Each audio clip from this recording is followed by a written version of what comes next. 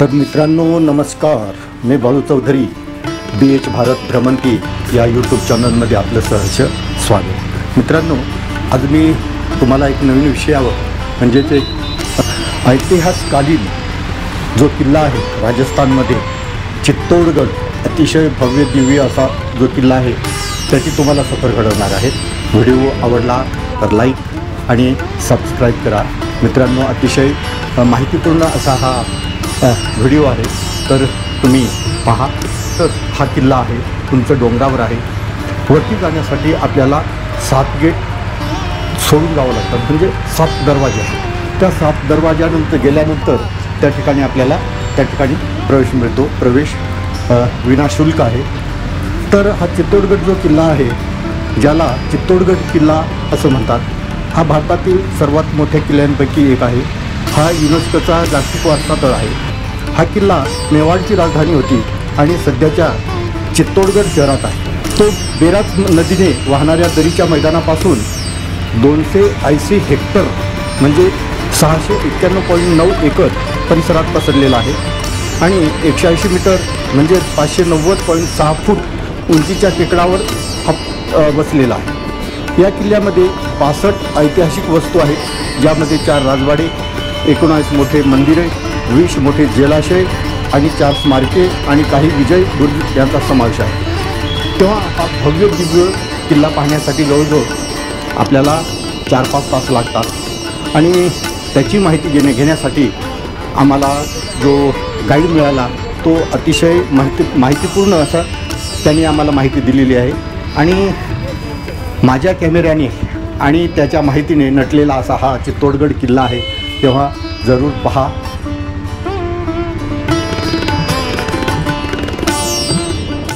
तर मित्रांनो, 7 गेट ओलांडून आम्ही इथं चित्तोडगडच्या किल्ल्यामध्ये एंटर झालेलो आहोत आणि हे आमची सगळी मित्रमंडळी बघताय। हाय करा मंडळी, हाय हाय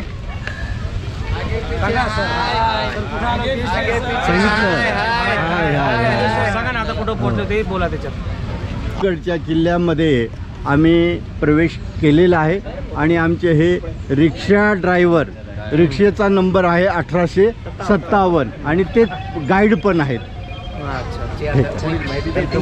आपका नाम क्या है? नाम सलीम है। अच्छा। लेकिन सब लोग प्यार से गुड्डू के नाम से जानते हैं। गुड्डू।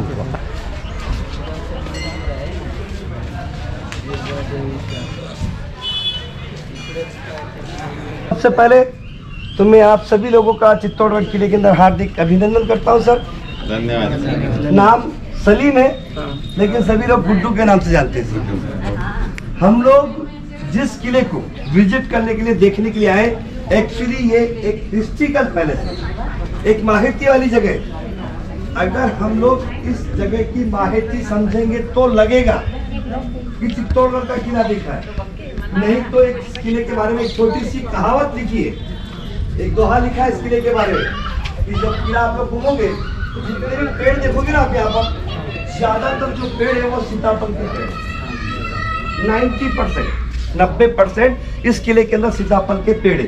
तो कहावत क्या कहते हैं, इस किले के अंदर खाने के लिए सीताफल है, बराबर, सुनने के लिए माहिती है और देखने के लिए सिर्फ पत्थर है, पत्थर। लेकिन हम लोग इन पत्थरों का महत्व समझेंगे तो लगेगा कि चित्तौड़गढ़ का किला देखा। जैसा कि भाई ने आपसे कहा कि एशिया का सबसे बड़ा किला है सर, एशिया का सबसे बड़ा किला क्यों है? क्योंकि जो किला बना हुआ है वो 13 किलोमीटर के अंदर बना हुआ है।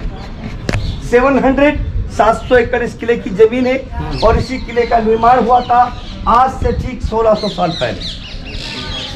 1600 साल पहले यानी कि 5वीं सदी के अंदर, 5th सेंचुरी के अंदर इस किले का निर्माण किया था मौर्य वंश के राजा चित्रांगद मौर्य ने।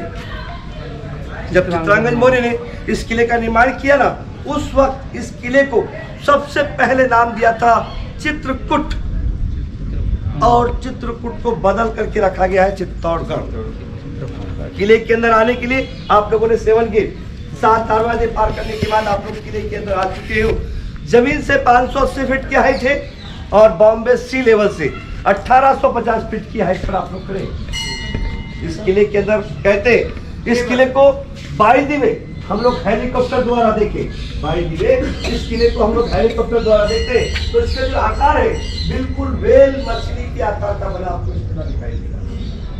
किले के अंदर कहते हैं, इस किले के अंदर कहते हैं उस जमाने में 113 मंदिर, 113 टेम्पल, 84 लेक, पानी के छोटे बड़े तालाब, बावड़ी और 16 उस जमाने के अंदर इस किले के अंदर छोटे बड़े महल हुआ करते थे। और हुआ क्यों करते थे, परसेंटेज में क्यों नहीं है, वो इसलिए इस किले के अंदर 1 या 2 राजाओं ने राज्य नहीं किया। इस किले के अंदर 55 राजाओं ने राज किया था। अब 55 राजाओं की भी श्योर है, 100% है, इस किले के ऊपर कई बार अटैक हुए, कई बार। यहाँ तक कि हिस्ट्री में इस किले के बारे में लिखा है, इस किले के ऊपर 27 टाइम, 27 बार कई बड़े बड़े अटैक हुए। लेकिन उन सभी अटैक में से ओनली फॉर 3 टाइम्स, 3 बार ऐसी भी लड़ाई हुई, उस लड़ाई के अंदर हमारे यहाँ के राजाओं को हार का सामना किया। वो अटैक किसने किए, जिनमें से सबसे पहले इस फोर्ट पर अटैक हुआ था 1303, 1303 में अलाउद्दीन खिलजी द्वारा। अलाउद्दीन खिलजी जब इस किले के ऊपर अटैक करता ना, उस समय हमारे यहाँ की एक राजकुमारी थी जिसका नाम था रानी पद्मिनी। वो रानी पद्मिनी सर उस जमाने की सबसे सुंदर औरत, इतनी सुंदर थी कि इतिहास में लिखने वालों ने माहिती में क्या लिखा है उनके बारे में कि रानी पद्मिनी इतनी सुंदर थी कि यदि अगर वो पानी पीती थी तो सामने वाला व्यक्ति उसके गले से महसूस कर सकता था कि उसके गले से जल उतर रहा है। जब उसी रानी पद्मिनी के लिए अलाउद्दीन खिलजी ने इस किले के ऊपर आक्रमण किया ना, तो उस आक्रमण के समय, उस लड़ाई के समय हमारे यहाँ के राणा थे रावल रतन सिंह। रानी पद्मिनी के हस्बैंड उस युद्ध के अंदर वीर गति को प्राप्त हो जाते हैं। तब रानी पद्मिनी अपनी पतिव्रता को कायम रखने के लिए, अपनी पतिव्रता को कायम रखने के लिए इसी किले के अंदर एक विशाल अग्नि जलाती है और उसी अग्नि में हमारे यहाँ की कई हजार लेडीज उस अग्नि में जिंदा जल करके जान दे देती है, जिसे हम लोग कहते हैं जौहर प्रथा। जब रानी पद्मिनी जौहर जलाती है तो उसके बाद हमारे मेवाड़ में, अब मैं चित्तौड़ नहीं बोल रहा हूँ, मेवाड़ बोल रहा हूँ, मेवाड़ का मतलब आप समझ चुके होंगे, राजस्थान के भागे। इसी मेवाड़ में उसी समय से एक कंपल्सरी रूल, ऐसी परंपरा रेडी कर देते हैं। इसके बाद कोई भी व्यक्ति चाहे किसी भी कारण, किसी भी व्यक्ति की मृत्यु हो जाने पर उसी की वाइफ को, उसकी पत्नी को उसी पति के साथ जिंदा जला लिया जाता था, जिसे हम लोग कहते हैं सती प्रथा। सती प्रथा का ऑब्जेक्शन हुआ था सर हमारे देश के रहने वाले राजा राम मोहन राय। उन्होंने जब इस परंपरा का ऑब्जेक्शन उठाया और ब्रिटिश गवर्नमेंट के समय इस परंपरा पर रोक लगा दी गई थी। लेकिन अलाउद्दीन खिलजी इस किले के ऊपर आक्रमण करता है, लड़ाई करता है, किसके लिए करता है, रानी पद्मिनी के लिए। जब उसे मालूम होता है कि जिस रानी पद्मिनी के लिए मैंने इतनी बड़ी लड़ाई लड़ी, उस रानी पद्मिनी ने जौहर जला लिया, अब रानी पद्मिनी नहीं तो कुछ नहीं, गुस्से में आकर उसने हमारे यहाँ के कई मंदिरों को, कई पैलेस को नुकसान पहुंचाया। इसलिए मैंने आपसे क्या कहा सर, उस जमाने में 113 मंदिर, 84 लेक और 16 छोटे बड़े महल हुआ करते थे। जब धीरे धीरे आर्कोलॉजी सर्वे ऑफ इंडिया, भारतीय पुरातत्व विभाग इस किले को अपने कब्जे में लेते हैं, तब किले के 3 भाग कर देते हैं सर। अब वो 3 भाग कौन से? पहला भाग जो 7 दरवाजे पार करने के बाद रास्ते के अंदर कुछ मकान आप लोगों ने देखे होंगे। कौन लोग हैं सर? वो लोग हैं जो उस जमाने से राजाओं की सेवा किया करते थे, जिसके अंदर पंडित थे, पुरोहित थे, महाजन लोग, जिनके पास राजा द्वारा दी गया प्रूफ एक ताम्रपत्र है, वो लोग किले के अंदर मौजूद है। जहां हम लोग खड़े हैं, यहाँ से लेकर के हम लोगों को पद्मिनी पैलेस तक कुछ इसी तरीके से कुछ ऐसी छोटी बड़ी जगह देखने के लिए मिलेगी जो हिस्ट्रिकल पैलेस है, जो ऐतिहासिक जगह है। वही पद्मिनी के बाद पूरा फॉरेस्ट यानी कि जंगल का एरिया जाता है। इन्हीं चीजों को देखने के लिए 2 से 2.5 घंटे का समय हमको चाहिए ही चाहिए। That's all. ये मैंने आपको फोर्ट के बारे में जानकारी दिया। अभी आपको यहाँ पर 2 मंदिर के बारे में मैं जानकारी देने वाला हूँ। 2 मंदिर, सबसे जो बड़ा मंदिर है, इस मंदिर का नाम है कुंभ श्याम मंदिर, कुंभ श्याम मंदिर, कुंभ श्याम टेम्पल। ठीक है सर। अभी प्रेजेंट टाइम में कहा जाता है, प्रेजेंट टाइम में इस मंदिर को हम लोग कुंभ श्याम मंदिर के नाम से जानते हैं, लेकिन इसी मंदिर को बनाया था 8th सेंचुरी के अंदर, 8वीं शताब्दी के अंदर बप्पा रावल द्वारा। आज से ठीक 1200 साल पुराना मंदिर है। बप्पा रावल ने जब इस मंदिर को कंप्लीट किया था ना सर, उस समय ये मंदिर विष्णु वराह का, विष्णु भगवान के तीसरे अवतार थे वराह अवतार का मंदिर हुआ करता था। बट प्रेजेंट टाइम में मैंने आपसे कहा कुंभ श्याम जी का मंदिर। कारण क्या है? कारण ये है कि जैसा कि मैंने आपको कहा कि लड़ाई के समय यहाँ के कई मंदिर खंडित हुए। अब आप जानते हैं अच्छी तरीके से कि जब मंदिर की मूर्त खंडित हो जाती है तो हिंदू संस्कृति के हिसाब से उस मंदिर के अंदर पूजा पाठ बंद कर देते हैं। लेकिन इस मंदिर को दोबारा कंप्लीट किया 1448 में महाराणा कुंभा 1448 में इस मंदिर को दोबारा कंप्लीट करते हैं। और कंप्लीट करने के बाद मंदिर के अंदर राधा, कृष्ण और बलराम की मूर्ति स्थापित कर देते हैं और इस मंदिर को अपने नाम से अटैच किया जाता है, कुंभ श्याम मंदिर। कुंभ के माने महाकुंभा और श्याम के माने कृष्ण, जो आपको दर्शन करना है। अब जैसा कि मैंने आपसे कहा ये वराह अवतार का मंदिर हुआ करता था, तो आप लोग कैसे पहचानोगे ये वराह अवतार का मंदिर था? जब आप लोग मंदिर दर्शन करने के लिए मंदिर के अंदर जाएंगे ना, तो मंदिर के सामने आपको एक स्थान दिखाई देगा जिन्हें हम लोग कहते हैं गरुड़। गरुड़ यानी कि विष्णु के वाहन, उन्हीं से पहचाना जाता है ये मंदिर विष्णु वराह का हुआ करता था। डेट्स ऑल, समझ में आ गया सर? अब एक छोटा सा मंदिर और है आपके सामने। इस मंदिर का नाम है मीराबाई का मंदिर। मीराबाई का नाम आप लोगों ने सुना होगा। शायद ही हिंदुस्तान का ऐसा कोई व्यक्ति जिसने मीरा के नाम से वाकिफ नहीं है, नहीं सुना हो। मीराबाई हमारे राजस्थान के दूसरे भाग, अब दूसरा भाग बोलेंगे तो मारवाड़ की रहने वाली थी। मारवाड़ में जोधपुर, जैसलमेर, बीकानेर, ये पूरा मारवाड़ी इलाका कहलाता है। तो जोधपुर के नजदीक एक छोटा एक सिटी है जिसको हम लोग मेड़ता सिटी के नाम से जानते हैं। मेड़ता सिटी के बाजू में एक छोटा सा गांव, एक छोटा सा विलेज जिसका नाम है कुर्की। यानी मीराबाई कुर्की नामक विलेज की रहने वाली दूधा राव की पोती राव रतन सिंह की लड़की मीरा, जो बचपन से कृष्ण भक्ति किया करती थी। ये भी आप लोगों ने पढ़ा होगा, क्योंकि ज़्यादा डीप में जाऊंगा तो ज़्यादा समय लग जाएगा। ये आपको अच्छी तरीके से मालूम है कि मीरा कृष्ण भक्ति किया करती थी। लेकिन बेटी एक पराया धन होता है सर, बेटी तो पराया धन होता है। जब मीराबाई जवान हुई, बड़ी हुई, तभी उनका विवाह यानी उनकी शादी कर दी गई थी हमारे चित्तौड़ के राणा महाराणा सांगा, जिसको इतिहास में संग्राम सिंह के नाम से जानते हैं। अब संग्राम सिंह कौन थे? क्योंकि अक्सर जब यहाँ पर कई लोग विजिट करने के लिए आते हैं तो वो लोग क्या सोचते हैं कि हम लोग महाराणा प्रताप का किला देखने के लिए जा रहे हैं, राणा प्रताप का किला देखने के लिए जा रहे हैं। तो राणा प्रताप के ग्रैंडफादर, महाराणा प्रताप के ग्रैंडफादर दादा, उनका नाम था संग्राम सिंह। उन्हीं के सबसे बड़े पुत्र हुए थे भोजराज। भोजराज के साथ में मीरा की शादी होती है। शादी के बाद भोजराज मीराबाई को जब यहाँ लाए तब उनको पता चला कि मीरा एक कृष्ण भक्ति किया करती है। बट उनको कोई प्रॉब्लम नहीं, उनको कोई आपत्ति नहीं, कोई परेशानी नहीं। क्यों? इसलिए कि वो खुद एक संगीत यज्ञ होते हैं। मीरा को ब्याहने के बाद जब यहाँ लाया गया तब उनकी आराधना के लिए, उनकी प्रार्थना करने के लिए उस जमाने में एक मंदिर कंप्लीट किया गया था, जिसको आज आप और हम लोग मीराबाई के मंदिर के नाम से जानते हैं। लेकिन एक ऐसा दुर्भाग्य रहा, एक ऐसा बैड लग रहा मीराबाई का कि शादी के कुछ ही समय के बाद किसी कारण से भोजराज का देहांत हो जाता है, उनकी मृत्यु हो गई। अब मृत्यु के बाद उनके छोटे भाई विक्रमादित्य यानी कि मीरा के देवर विक्रमादित्य गद्दी पर बैठते हैं। भाभी को समझाया जाता है कि भाभी अब आप विधवा हो चुकी है, अब आपको ये साधु इन संतों के साथ में रहना, ये नाचना गाना शोभा नहीं देता। हम सूर्यवंशी लोग हैं और हमारे मेवाड़ में एक परंपरा है, वही परंपरा जिस परंपरा के बारे में मैंने आपको अभी समझाया, सती प्रथा। अब जब सती प्रथा के बारे में भाभी को समझाया गया तो भाभी ने अपने देवर को क्या कहा कि मेरे तो गिरधर गोपाल दूसरा न कोई। मीरा ने कृष्ण के कई गीत रचे। उन्होंने अपने देवर को समझाया कि मैंने तो जो कुछ माना है अपने गोपाल, अपने कृष्ण को माना है। मैंने अपने पति को कभी पति स्वीकार नहीं किया, ना ही उन्होंने मुझे अपना पत्नी स्वीकार किया है, तो मुझे सती होने का कोई प्रयास नहीं। अब जब मीरा को कई तरीके से समझाया, कई तरीके से टॉर्चर किया, लेकिन मीरा के नहीं मानने पर उन्हीं के देवर फिर अपनी भाभी को कहते हैं तो फिर हम भी देखते हैं आपकी भक्ति में कितनी शक्ति है।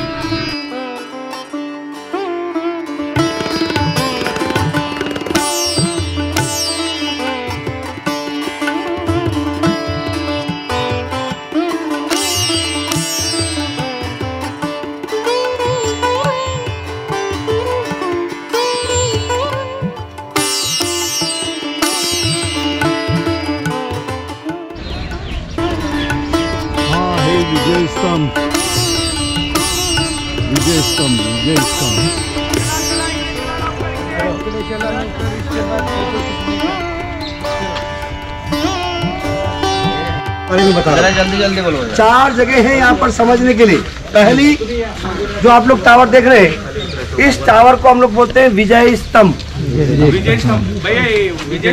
विजय स्तंभ इसलिए बोला जाता है कि विजय की याद में बनाया। और विजय किसने की थी? हमारे चित्तौड़ के राणा महाराणा कुंभा ने। कुंभा का नाम मैंने आपको वहां बताया था। उन्हीं महाराणा कुंभा ने 2 स्टेट विजय किए। 2 स्टेट कौन से थे? एक मालवा और दूसरा गुजरात। मालवा में एमपी, मध्य प्रदेश। पहले के जमाने में एमपी को मालवा कहा जाता था। मालवा का सुल्तान था मोहम्मद खिलजी और गुजरात का सुल्तान अहमद शाह, जिसने अहमदाबाद सिटी का निर्माण किया। इन दोनों राजाओं को युद्ध के अंदर पराजित किया जाता है और अपनी विजय प्राप्ति की दुनिया बनाते हैं विजय स्तंभ। 1448 में इसको स्टार्ट किया जाता है बनाने के लिए और 1458 में कंप्लीट होता है, यानी कि 10 साल। 10 साल इसको बनने में लगते हैं। 90 लाख रुपया खर्चा आता है उस जमाने। आज के जमाने के गांधी चाप नहीं। उस जमाने में सोने और चांदी की मोहरें गिनी जाती थी। 90 लाख रुपए की लागत से कंप्लीट होता है। 122 फीट इसकी हाइट है, 122 फीट की हाइट है और 157 स्टेप, 157 पायरियां जो 9 मंजिल तक जाने के लिए। लेकिन प्रेजेंट टाइम में आपको बंद दिख रहा है। ये नहीं कि ये बल्ली लगा रखी है, ये तो सिर्फ केमिकल वॉश करने के लिए। लेकिन इसको बंद किया था कोविड के समय से। 17 मार्च 2019 से गवर्नमेंट ने इसको बंद कर रखा है। दिल्ली के कुतुब मीनार को यदि आप लोग दूर से देखते हैं, दूर से दिल्ली के कुतुब मीनार को आप लोग देखेंगे तो उसका आकार क्या है?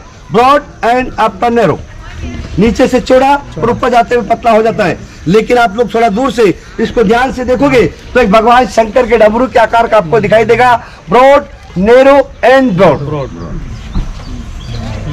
हिंदू संस्कृति के हिसाब से 9 ग्रंथ होते हैं। उन्हीं ग्रंथों के आधार पर 9 मंजिल का टावर, जो देवी देवता रामायण या महाभारत के अंदर जिनकी हम लोग पूजा करते हैं, वही इसके बाहर आपको अंकित दिखाई देंगे। राजस्थान का गौरव है राजस्थान पुलिस की जो बेच बनती है, यही टावर आपको राजस्थान पुलिस की बेच पर बड़ा दिखाई देगा। एंड शिक्षा विभाग का भी वो यही मेनू है और राजस्थान पुलिस का यही मेनू आपको दिखेगा। समझ में आ गया? विजय स्तंभ के बाद में आपको ये छोटा सा गार्डन दिख रहा है सर। यही एक जौहर स्थल है। ये जौहर स्थल है। ये पूरा जगह, ये पूरा गार्डन जो आपको दिख रहा है, एक्चुअली यहाँ पर उस जमाने में कम से कम 25 से 30 फीट गहरी एक खाई हुआ करती थी। अभी खाई पॉइंट है ना, इसका कारण है कि मैंने आपको 3 ऐसे अटैक के बारे में बताया था, लेकिन समझाया सिर्फ मैंने एक ही अटैक के बारे में। दूसरा अटैक किया था इस किले के ऊपर बहादुर शाह गुजरात हुआ। बहादुर शाह 1535 में जब इस किले के ऊपर अटैक करता है, उस समय हमारी यहाँ की राजकुमारी थी रानी कर्णावती। रानी कर्णावती कौन थी? बूंदी की राजकुमारी और संग्राम सिंह की भाई, यानी महाराणा प्रताप की रानी। उस समय यहाँ से शासन चलाती है। अब शासन चलाने का किसी राजकुमारी को शौक नहीं था, लेकिन संग्राम सिंह का एक युद्ध होता है पानीपत के अंदर बाबर के साथ। उसी युद्ध के अंदर वो घायल हो जाते हैं। उसी घायलता का फायदा कौन उठाता है? बहादुर शाह 1535 में जब इस किले के बड़े करता है तो रानी कर्णावती अपनी बुद्धिमान का पता देते हुए अपनी हेल्प के लिए हुमायूं को राखी भेजती है। हुमायूं को जब राखी भेजती है, लेकिन हुमायूं राखी का मीन्स नहीं समझ पाता और उससे पहले बहादुर शाह इस किले के बड़ा आक्रमण कर देता है। तो रानी कर्णावती क्या करती है? अपने सबसे छोटे बेटे उदय सिंह, महाराणा प्रताप के पिता, उस समय छोटे होते हैं। 2 पुत्र के नाम मैंने आपको वहां बताए थे, भोजराज, विक्रमादित्य जो मीरा के देवर और भोजराज उनके पति। तो तीसरे और आखिरी पुत्र होते हैं महाराणा प्रताप के पिता उदय सिंह। उस समय छोटे होते हैं। अरे ऐसे नहीं घुमाते, 1 घंटा अपने सबसे छोटे बेटे 2.5 लाख को सुब्रुत करने के बाद रानी कर्णावती इसी एरिया के अंदर 13,000 अब इसी तरीके से इस किले के ऊपर तीसरा और आखिरी अटैक होता है अकबर के समय 1568 के अंदर। उस समय हमारे यहाँ के राणा थे महाराणा प्रताप के पिता उदय सिंह, जिन्होंने एक नई नगरी का निर्माण किया जिसको हम लोग उदयपुर कहते हैं। यानी कि यहाँ के जो सामंत थे, यहाँ के जो सेनापति थे, जिनका नाम था जयमल और फत्ता। अपने राणा को समझाते हैं कि आप अपने महलों में अपने बच्चों को लेकर चले जाइए, यहाँ की लड़ाई हम खुद लड़ेंगे। यानी कि यहाँ की लड़ाई उस वक्त हमारे यहाँ के सेनापति जयमल और फत्ता द्वारा लड़ाई जाती है, तो उसी लड़ाई के अंदर जयमल और फत्ता वीर गति को प्राप्त हो जाते हैं। अकबर इस किले को अपने अधीन में लेता है। अधीन में लेने के बाद यहाँ से दिल्ली चला जाता है। तो क्या हुआ उसी समय से, यानी कि 1568 के बाद ये फोर्ट क्लोज हो जाता है। और क्लोज होने के कारण क्या होता है, यहाँ पर जो रीत था धीरे धीरे पानी और मट्टी से भर जाता है। गवर्नमेंट इसे कम्प्लीटली बंद कर देती है और बंद करने के बाद यहाँ पर एक छोटा सा हवन कुंड बनाया जाता है। एक छोटा सा हवन कुंड है। उसी हवन कुंड पे आज भी इसी जगह पर हमारे यहाँ की जो परंपरा अनुसार इसी जगह पर बैठ करके वो लोग पूजा पाठ करते हैं। पूजा पाठ का एक समय होता है 1 ईयर 1 टाइम, वो आता है मार्च के महीने में। अब मार्च का महीना तो इंग्लिश का है, उसी मार्च के महीने में अक्सर फागुन का महीना आता है सर। होली फागुन के महीने में होली जलती है। और होली के जलने के बाद जो एकादशी जो 11 आती है, उस दिन हजारों राजपूत लोग यहाँ बैठ करके पूजा पाठ करते हैं, जिसको हम लोग जौहर कुंड या जौहर स्थल के नाम से जानते हैं। तीसरा आपको मंदिर दर्शन करना है। उस मंदिर का नाम है समाधीश्वर मंदिर। समाधीश्वर मंदिर के अंदर एक विराट मूर्ति के दर्शन होंगे सर। 9 फीट का ओनली फॉर 1 स्टोन, 9 फीट का एक ही पत्थर के ऊपर भगवान शिव के 3 रूप हैं, ब्रह्मा विष्णु महेश। समाधीश्वर इसलिए कहा जाता है कि समाधान करने वाले, मैं ही ब्रह्मा, मैं ही विष्णु और मैं ही पैदा करने वाला, मैं ही पालन पोषण करने वाला और मैं ही नष्ट करने वाला। अगर आप लोग उस मूर्ति को ध्यान से देखोगे तो पहली वाली मूर्ति के अंदर आपको एक स्माइल करते हुए दिखाई देगा, एक हंसता हुआ चेहरा है। जैसा कि मैंने आपको कहा कि पैदा करने वाले, जब हमारे घर में बच्चे की पैदाइश होती है तो हमको खुशी होती है। इसीलिए पहली वाली मूर्ति एक स्माइल करते हुए, बीच में साइलेंट, साल पे पालन पोषण करने वाले। एंड वाली मूर्ति को देखोगे तो इसके अंदर एक विलाप करता हुआ एक क्रोधित चेहरा, यानी हमारे घर पर किसी की डेथ होती है तो हमको कितना दुख होता है। भारत में ऐसा स्टैचू आपको दूसरी जगह दर्शन करने को नहीं मिलेगा। मंदिर दर्शन करने के बाद मंदिर के 3 गेट है, राइट, लेफ्ट और फ्रंट। फ्रंट वाले गेट से सामने देखेंगे तो वहाँ नंदी का स्थान है, क्योंकि शोर है कि शिव जी के मंदिर के बाद नंदी होंगे। तो नंदी के स्थान से आप लोग नीचे की साइड देखोगे लेफ्ट साइड में, तो वहाँ पर आपको एक लेक दिखाई देगा। उस लेक का नाम है गौमुख कुंड। गौमुख इसलिए कहा जाता है कि जो लेक का पानी है एक गाय के मुंह से गिरता है। वो देखने के लिए शिव के मंदिर के बाहर से सीढ़ियां जा रही है, वो पायरियां नहीं उतरना है आपको। वो पायरियां उतरने से भी आपको गौ का मुख नहीं दिखाई देगा। गौ का मुख दिखाई देता है सामने से।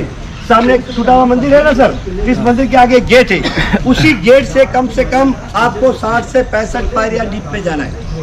जब आप लोग डीप पे जाएंगे तो वहाँ एक छोटा सा रूम है। उसी रूम के ऊपर चट्टान के ऊपर एक गाय का मुंह बना हुआ है, जहाँ पर रेगुलर पानी गिरता है 12 महीने 24 आवर्स।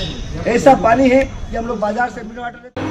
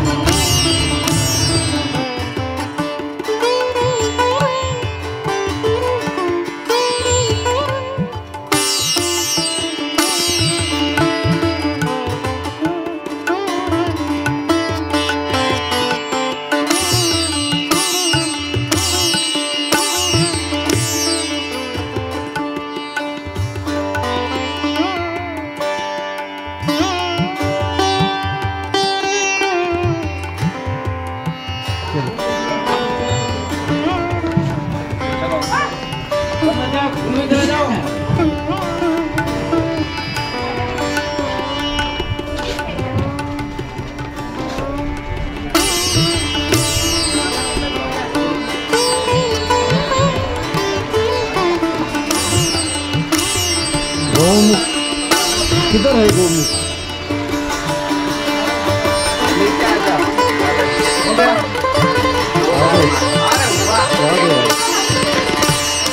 गौमुख किधर है? पानी में जाना पड़ता है थोड़ा। मैं अंदर तो नहीं जाऊँगा। गौमुख मजे आएंगे तो पानी, हाँ पानी थोड़ा, तो पानी तो कैसे?